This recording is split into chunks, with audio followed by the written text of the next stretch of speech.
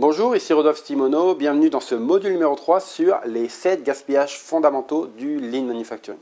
Donc, dans ce cours numéro 9, on va discuter du 8e gaspillage fondamental. On dit souvent c'est 7 gaspillages fondamentaux et on en associe un 8e. Donc, comme je le disais dans le cours d'introduction, dans la culture occidentale, on a souvent tendance à associer l'intellect, la non-utilisation de l'intellect comme le 8e gaspillage fondamental. Donc, le cours numéro 9 a pour objectif de discuter ce gaspillage qu'on appelle l'intellect.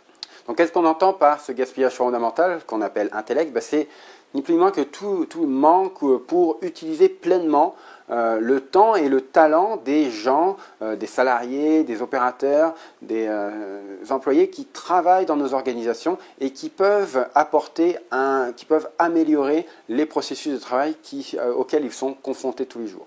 Donc ça peut avoir un impact négatif sur le comportement des gens et sur leur état d'esprit dans la mesure où ils ont des idées, ils ont des améliorations à apporter, ils n'ont pas l'opportunité ni le temps où on ne leur demande pas et donc ça peut créer une frustration par rapport au travail qu'ils réalisent tous les jours. Et ça peut être causé lorsque on ne connaît pas bien les forces des personnes qui travaillent pour nous, les disponibilités des gens pour apporter ces améliorations. Donc c'est effectivement du cas par cas, ce n'est pas quelque chose qui est très facile à mettre en place, mais c'est une des valeurs fondamentales du Lean Manufacturing, d'associer les salariés, d'associer tous les collaborateurs de l'organisation à la démarche de progrès continu, à la démarche d'amélioration de l'entreprise.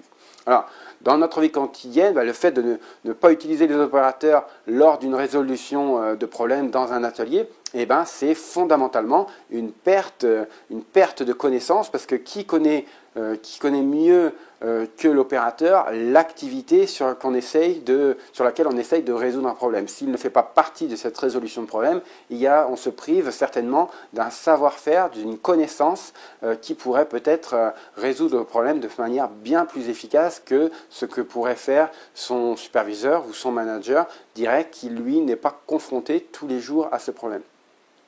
Donc, je reviens à notre vie quotidienne. Donc, c'est aller au restaurant, un restaurant de renom, et de renom très coté avec 3 étoiles Michelin, et demander un œuf à la coque ou une omelette. Pourquoi on rajoute ce 8e gaspillage fondamental dans la culture occidentale?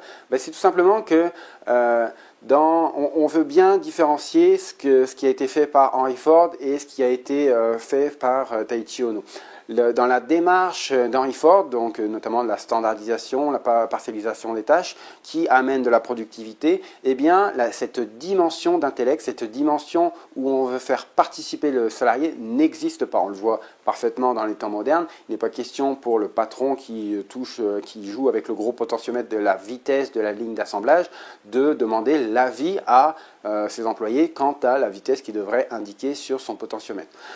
En revanche, dans la culture japonaise, ou en tout cas dans la méthodologie et l'approche de Taiichi Ohno du Lean Manufacturing, c'est inhérent à cette approche, c'est d'avoir la dimension comportementale des salariés associés à la démarche de progrès, à associer donc les opérateurs, les employés dans l'amélioration continue, cette démarche de progrès continu de l'organisation pour améliorer leur poste de travail, les processus auxquels ils sont confrontés tous les jours. Donc ça conclut ce cours sur le 8e gaspillage fondamental que l'on appelle l'intellect.